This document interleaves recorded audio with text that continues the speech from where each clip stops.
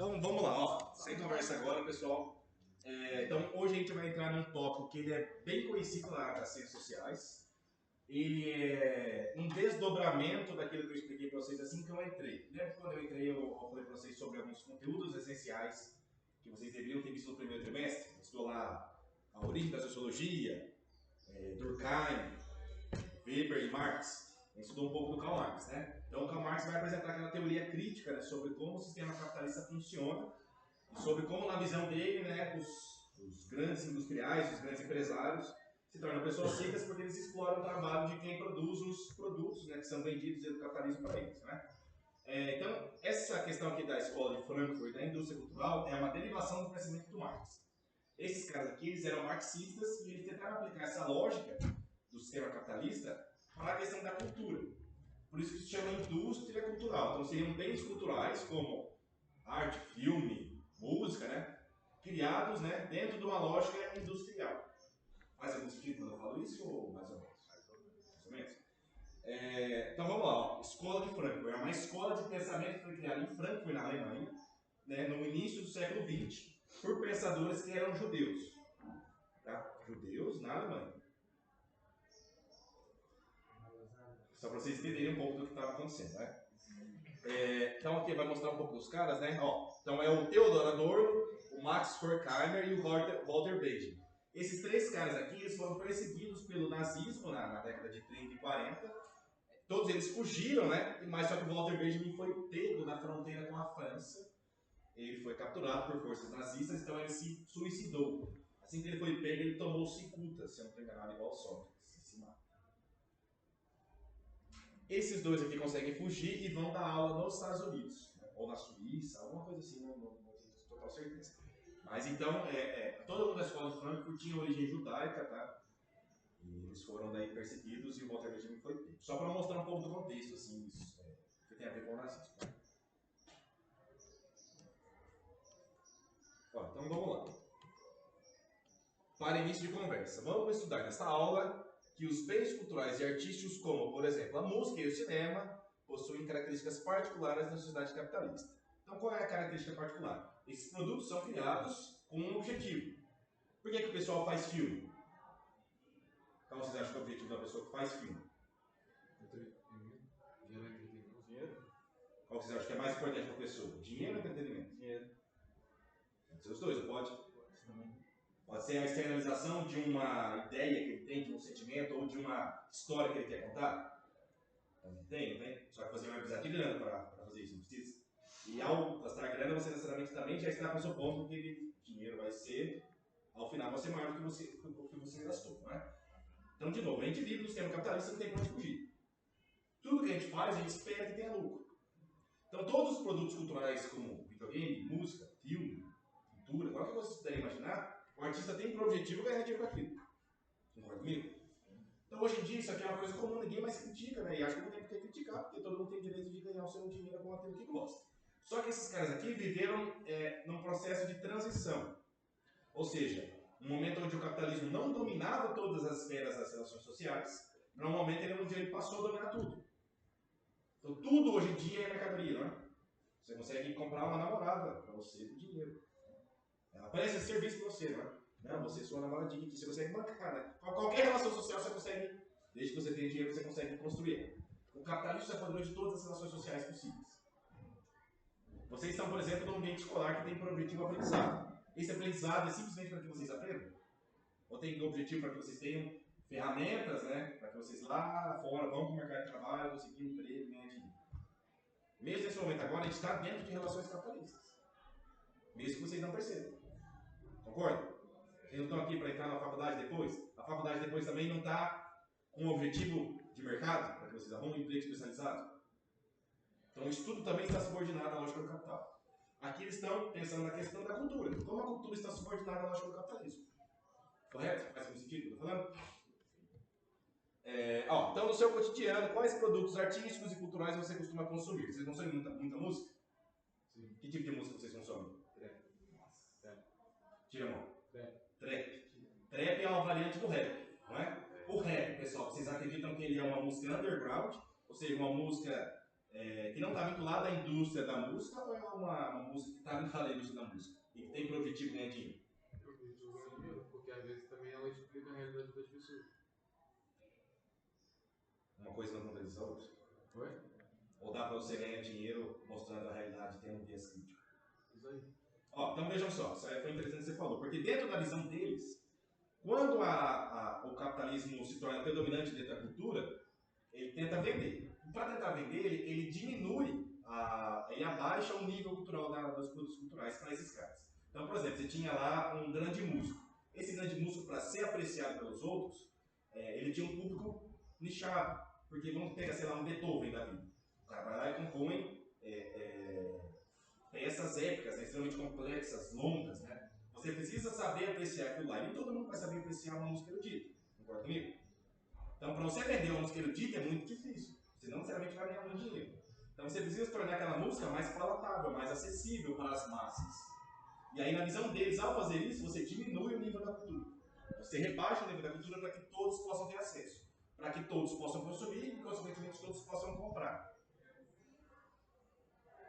Então, para esses caras aqui, ao a indústria da música tomar conta, ou a indústria da cultura tomar conta, né, dos processos culturais, ela diminui o processo da cultura, ela torna tudo muito palatável, muito fácil de ser consumido. Consequentemente, aquela visão complexa, erudita ou crítica do mundo se perde.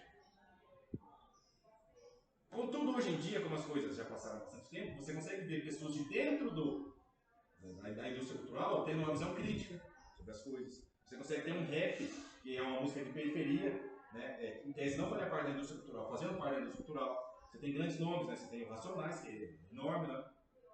Você tem, sei lá, Gabriel Pensador, que também é parte da indústria cultura, Criolo também é parte da indústria cultura, né? E todos eles têm uma visão crítica sobre o mundo.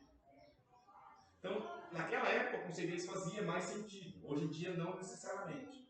Mas ainda assim é um conceito que vocês têm que aprender e entender o fundamento deles. Porque sempre cai, tá? Sempre cai no vestibular, sempre cai no Nense essa ideia da indústria cultural.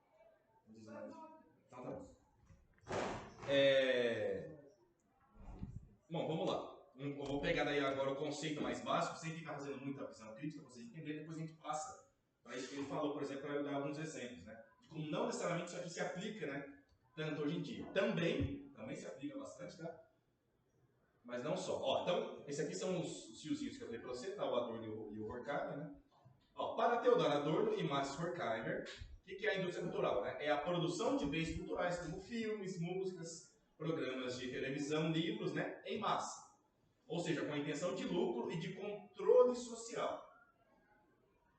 No capitalismo, a cultura deixou de ser expressão autêntica da criatividade humana e se transformou em mercadoria produzida em massa para o consumo. Então já não tem vez se vocês assistirem um filme, no começo do filme vocês vão entender o que vai acontecer no final.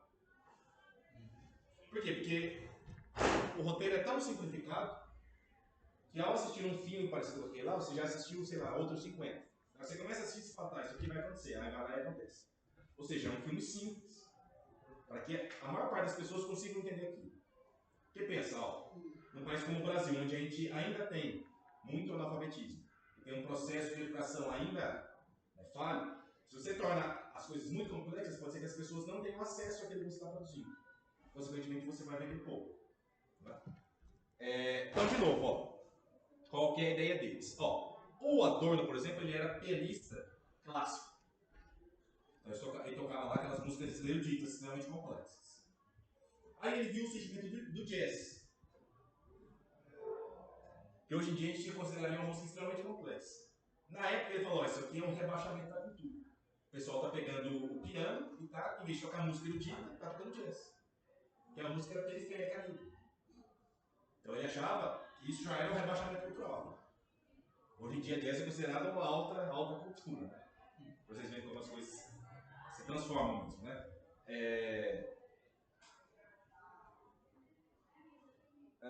Então, ó, com a intenção de lucro, óbvio, né? Ganhar dinheiro com isso. E controle social. Como assim? Então, vamos dizer o seguinte, ó, pega lá Hollywood. Hollywood é a maior indústria de filmes do mundo. Está dentro do sistema capitalista americano. Vocês acham que Hollywood, ao apresentar filmes, ela vai ter uma visão crítica sobre o mundo? Ou ela vai apresentar a ideologia dominante do sistema americano? Por exemplo, vocês acham que eles vão criticar o capitalismo ou eles vão falar bem do capitalismo?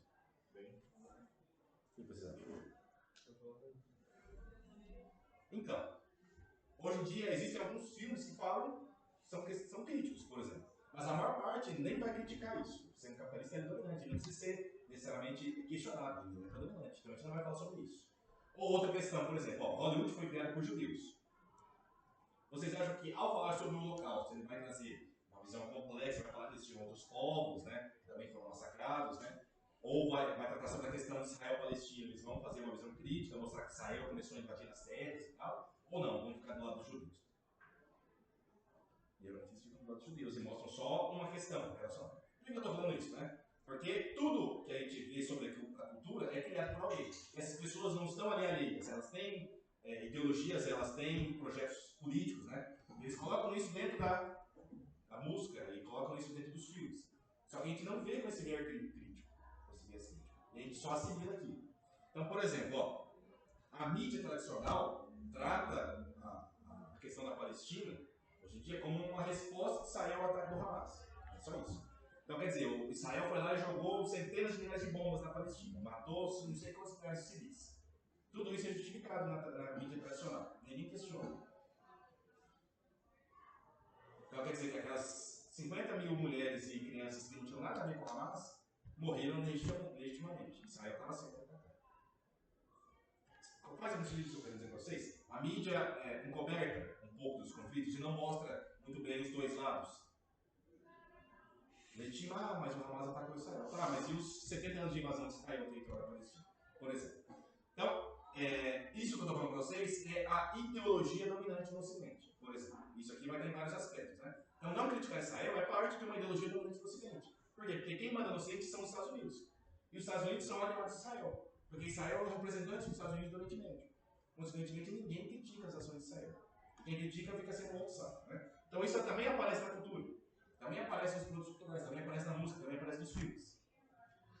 Então, esse seria o controle social. Eles não criticam o mundo como deveria ser criticado e passam apenas uma visão, né? Que é a visão de quem domina esses processos culturais. Então, aqui tem algumas definições. Ó. Conforme a Adorno e Horkheimer, né, a indústria cultural produz uma cultura de massa para as massas, padronizada, voltada ao consumo e o lucro, né, pautado pela moda e pela mídia. Então, você não vai ficar ali criando questões muito complexas, né? Ou criando muitos roteiros, né? O objetivo é lucro, então quanto mais filme eu produzir, melhor. Olha a Netflix, por exemplo, pessoal. Quantos filmes entram lá por semana? Por mês? Não entra um monte de filme? Se todos aqueles filmes tiverem um roteiro muito complexo, muito bem produzido, né? Fica difícil, não fica? Ainda assim eles lançam filme coitado. Então tem filme bom e tem filme que é horrível, não tem? Por quê? Porque você está pensando no lucro, não necessariamente na qualidade da produção. Por exemplo, eles têm uma visão de que a cultura deveria externalizar sentimentos humanos. Externalizar sentimentos como felicidade, tristeza, angústia. Externalizar a nossa capacidade de criticar o mundo, né? Por exemplo. Aí vamos dizer, a indústria cultural nada disso vai aparecer. O objetivo não é criticar o mundo ou expor o sentimento, é vender. Se eu expor o sentimento, vender, aí eu exponho esse sentimento. Se não, não é necessário. O importante é o produto final que gera lucro. Então vamos pegar um exemplo. Ó. A diferença entre o sertanejo universitário e o sertanejo raiz. O pessoal do sertanejo raiz ganhou muito menos dinheiro que o pessoal do sertanejo universitário. Não tem dúvida. Aí você pega lá as músicas, são caras contando histórias de, por exemplo, o cara saiu ali do ambiente rural e teve que vir para a área urbana. E o cara tá com saudades daquilo lá. Você já viu aquela música do Franguinho na Panela? Já pensaram essa letra? Pô, é o cara contando sobre como era a vida dele na fazenda, né? Sobre como ele cuidava dos animais, a mulher dele fazia franguinho na panela que ele gostava e tudo mais. Agora ele é obrigado a viver na cidade, né? Tem que comprar as coisas no mercado. Enfim. Então tem toda uma história ali. Aí você pega o sertanejo universitário hoje em dia. Quais são os temas das letras? O que fala do sertanejo universitário hoje em dia? Festa, bebida, o que mais? Droga. O sertanejo universitário, você acha que fala de droga? Mulher? Acho que não. Acho que vai falar de festa, bebida, né? Mulher, chifre. Sofrência, né? E? Acho que só, né? Tem mais algum tempo? Não. O ritmo, toda vez que você ouve sertanejo universitário, parece que é a mesma coisa. É o mesmo ritmo, a mesma leve de bateria. Você ouve um refrão, parece que já ouviu o outro 50 refrões iguais, né? Não existe toda uma forma para você fazer. Ou seja, a indústria da música já sistematizou mais ou menos como as coisas devem funcionar. Se você vai lá e tenta criar uma coisa completamente nova, né? Com uma sonoridade completamente diferente, o pessoal vai ouvir e fala, pô, mas será que é isso aí? Será que isso aí não é sertanejo universitário, né? Então já existe um padrão. Existe uma indústria que coordena como as coisas devem ser feitas. E ao você entrar nessa indústria, você vai fazer uma coisa muito parecida com os outros, consequentemente você vai vender o seu show, você vai ganhar dinheiro. De novo, o objetivo não é fazer uma nova coisa extremamente complexa e diferente. Não, entrar dentro do meio, fazendo o seu serviço como todo mundo faz e ganha dinheiro. Aí você vai criticar a indústria da música, vai fazer isso ou aquilo? Não, você vai falar de festa, vai falar de dança, né? Bebedeira, chifre, né? Por isso que o pessoal vai lá, dança e fica tranquilo, né? Ainda para os autores, né? A cultura de massa, como produto da indústria cultural, proporciona entretenimento e consumo, mas gera também conformismo e alienação social. Então vamos dizer o seguinte, ó, todo mundo está aqui sendo explorado pelo capitalismo. Vocês têm um trabalho chato, brutal, né? Acaba com a raça de vocês. Aí vocês vão chegar em casa, vocês vão assistir uma coisa extremamente complexa, vocês têm que prestar muita atenção em cada detalhe para você não perder o que está acontecendo. Vocês vão botar um filminho bobinho ali que rapidamente vocês prestam atenção e entendem tudo, só para entender. Está exausto, né? Você trabalhou o dia inteiro dentro do sistema. Né? Você não quer necessariamente ter uma visão crítica ou ficar vendo uma coisa complexa. Né? Você vê uma coisa rapidinho e boa, né? E dorme e acabou. Só para ter um respiro para amanhã você se parar de novo.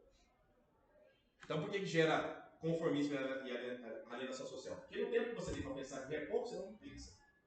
Você não reflete sobre a própria vida, você não reflete sobre o sistema de trabalho. Né? Nada. Você vai lá e assiste um filme. Que conta a história da família americana, que tem a ver com a gente, por exemplo. Que vive num lugar que não é o nosso. Que conta a história de uma cara, que não tem nada a ver com a gente daqui. Ao acabar o filme, você vai ver eles estão dormindo. Mas no outro dia a mesma coisa, né? Enfim, então a gente não vai pensar sobre a nossa própria realidade, a gente vai se conformar, bom, mas não é assim isso, né? Consequentemente, você se aliena com relação a todas as outras demandas do mundo. Então, ó, filme de Hollywood, né, são um dos grandes produtos da indústria cultural, né? Gerando bilhões e bilhões de dinheiros. Tá. Aqui vai ter algumas outras questões. Então, aqui embaixo, ó. Características da indústria cultural segundo a Adorno e Horkheimer, né? Utiliza canais de comunicação para difundir a ideologia dominante e manter as pessoas satisfeitas com a situação política, né, e econômica em que vive. Então, eu acabei de ter um exemplo da guerra, né? Por exemplo, para vocês. Ou vamos falar sobre a guerra da Ucrânia, que também é uma coisa extremamente complexa, né?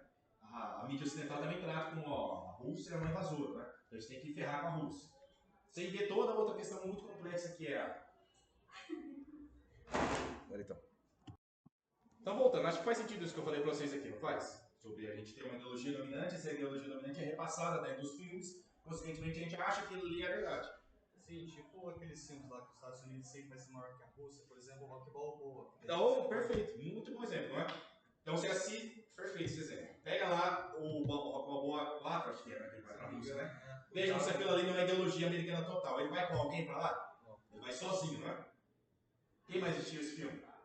É o Rock Balboa sozinho, treinando numa cabana, no frio, não é? Ou seja, um indivíduo americano consegue ser melhor do que toda a estrutura da União Soviética. Que daí mostra o boxista soviético, ele está lá treinando nas academias de alta elite, tem um preparador físico para cada coisa, o cara tomando um monte de hormônio, não é? Mostra ele tomando injeções, não é?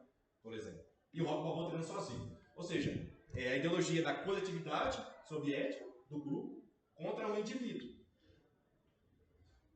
Quem vence no filme? Rock Balboa, né? Ou seja, um indivíduo americano consegue ser melhor do que toda a estrutura coletiva soviética.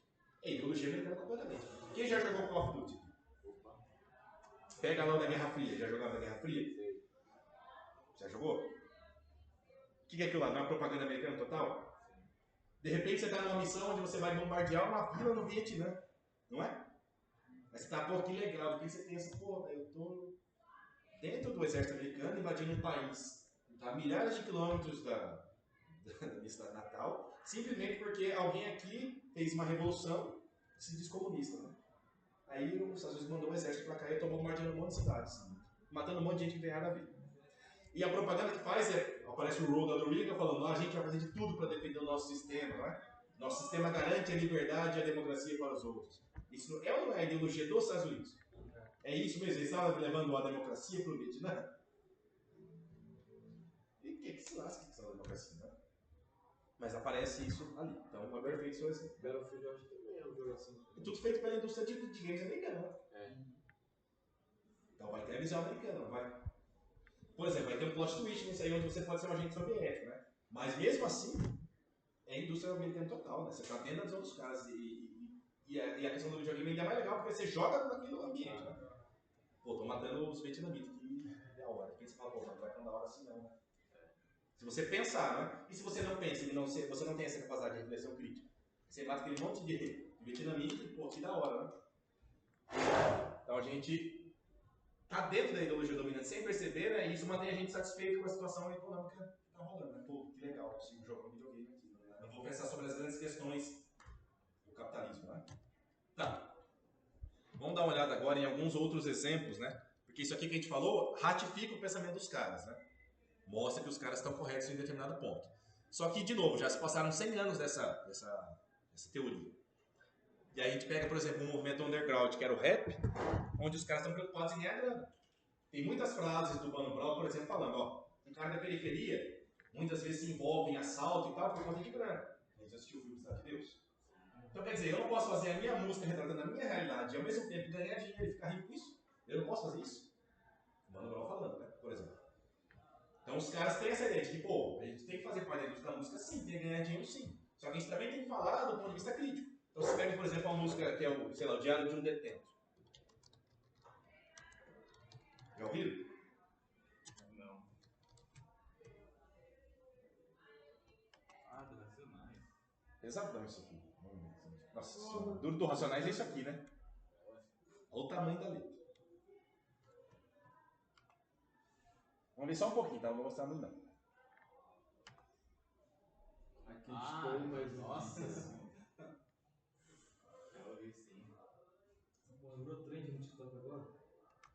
Então, virou tão parte da indústria que o pessoal usa pra todo lado, né? E é o cara... E é o cara tentando mostrar...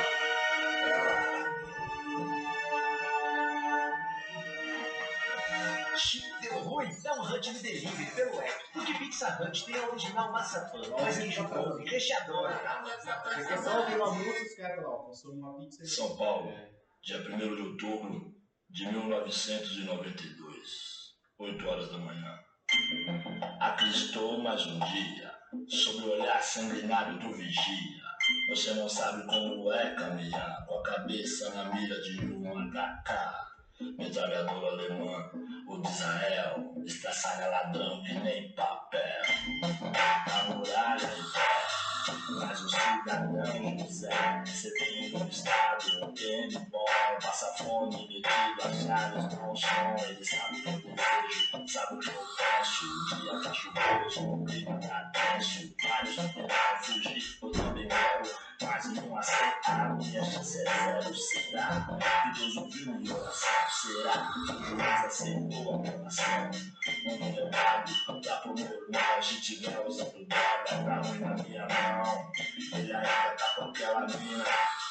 Pode ver, a gente fina. Tira um dia menos, um dia mais, sei lá, tanto faz. Os dias são iguais, acende um cigarro, eu vejo o dia passar. Mata o tempo dele não matar. Homem é homem, mulher é mulher. Estuprador é diferente, né? Toma suco toda hora, ajoelho e puxa os pés. E se ainda quer morrer na rua 10. Cada demônio, uma mãe, uma crença. Cada crime, uma sentença. Cada sentença, um motivo, uma história de lágrimas, sangue. Vidas e glórias, abandono, miséria, ódio, sofrimento, desprezo, desilusão, ação do tempo. Mistura e dança, química, pronto. Fiz um novo tempo. Lamentos no corredor, na cela, no pátio, ao redor do corpo, em todos os cantos. Mas eu conheço o sistema, meu irmão. Aqui não tem sangue. Preciso evitar que o safado faça minha alma chorar. Minha palavra de honra me protege. Bom, não vou passar a música inteira, a música é enorme, né? Então veja, é um produto da indústria cultural. Ainda assim, a música é enorme, tem uma letra gigantesca, que já foge aos padrões que a gente estava falando, né? Uma música normal vai ter, sei lá, verso 1, verso 2, refrão. Verso 2, verso 3, refrão. Termina a música. Aqui, vai ter algum refrão? Não tem refrão. É uma história, né? Fala sobre como funciona presídio, como é a vida de um detento, vai falar sobre o passado do Carandiru, né? A música também, ela não está mudando. pelo mesmo beat. Então veja, é um produto da indústria, só que ao mesmo tempo ela foge de todos os padrões que a gente falou aqui. A gente pode poder dar um monte de outros exemplos, a gente pode pegar o Gabriel Pensador também, tem um monte de letra crítica, muito complexa as letras dele, não sei se vocês já viram, alguém já viu o Gabriel Pensador? Ela ouve até quando, por exemplo, né? Até quando é a música bem famosa dele, vamos ver se dá tempo. Que horas são agora? 9h04. Ou filmes também, já assistiram o filme O Poço? Já. Você achou bem bom? Achou horrível? Bem bosta? Por quê? Você não entendeu o filme? O 2 eu achei meio pai. Tá, o 2 pelo jeito está sendo muito ruim, mas o primeiro é o seguinte: a pessoa entra no poço, tem 333 andares, né? E você, ao entrar lá, você pega e fala uma comida que você quer comer. Aí eles pegam e fazem a comida de todo mundo, esses 300 e... Aliás, vão ser 600, né? Porque ficam 2 ali em cada andar, né?